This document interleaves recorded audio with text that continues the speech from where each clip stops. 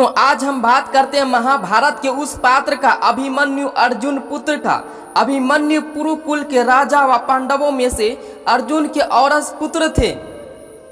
अभिमन्यु अर्जुन का पुत्र थे। 15 वर्ष की आयु में फागुन मास में उनका विवाह उत्तरा और उत्तरा से पहले उनका विवाह बलराम की पुत्री वत्सला से हुआ था। 16 वर्ष की आयु में आषाढ़ मास में जिस दिन ये महाभारत के युद्ध में वीर गति को प्राप्त हुए थे, उससे एक दिन पूर्व ही अभिमन्यु की पत्नी उत्तरा ने गर्भाधारण किया था। द्वापर युग में सबसे कम उम्र में स्त्री के शारीरिक सुख व संतान जन्म की प्राप्ति करने वाला इकलौते पुत्र अभिमन्यु था। अभिमन्यु महाभारत के नायक अर्जुन और सुभद्रा, जो बलराम व कृष्ण की बहन थी, उन्हें चंद्र देवता का पुत्र भी माना जाता है।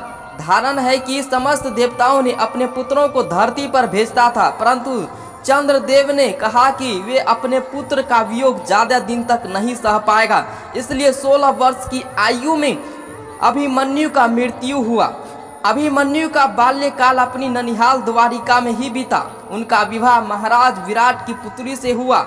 अभिमन्यु के पुत्र परीक्षित था, जिसका अभिमन्यु के मृत्युपरांत हुआ। कुरुवंश के एकमात्र जीवित सदस्य पुरुष थे, जिन्होंने युद्ध के समाप्ति के पश्चात पांडव वंश को आगे बढ़ाया। अभिमन्यु एक असाधारण योद्धा थे। उन्होंने कौरव पक्ष की व्यूह रचना, जिसे चक्रव्यूह कहा जाता था, 7 में से 6 द्वार भेद दिए थे। कथा अनुसार अभिमन्यु ने अपनी माता की कोख में रहते ही अर्जुन के मुख से चक्रव्यूह भेदन का रहस्य जान लिया था, पर सुभद्रा के बीच में ही निद्रामग्न में होने से वह व्यूह से बाहर आने की विधि नहीं सुन पाए थे।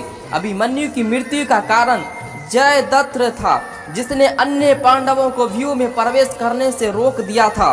संभवतः इसी काल लाभ उठाकर व्यूह के अंतिम चरण में कौरव पक्ष के सभी महारथी युद्ध के मानदंडों को भुलाकर उस बालक पर टूट पड़े, जिस कारण उसने वीर गति प्राप्त की। अभिमन्यु की मृत्यु उपरांत प्रतिशोध लेने के लिए अर्जुन ने जयद्रथ के वध की शपथ ली थी और अभिमन्यु को युद्ध में तरपा कर मारा गया। उसी समय कर्ण भी था युद्ध में, और कर्ण को रहा नहीं गया। तड़पते अभिमन्यु को देखकर उसने अपने हाथों से मुक्ति दिया। और वीडियो अच्छा लगा तो वीडियो के लास्ट में लिख सकते हैं आप, जय श्री राधे कृष्ण।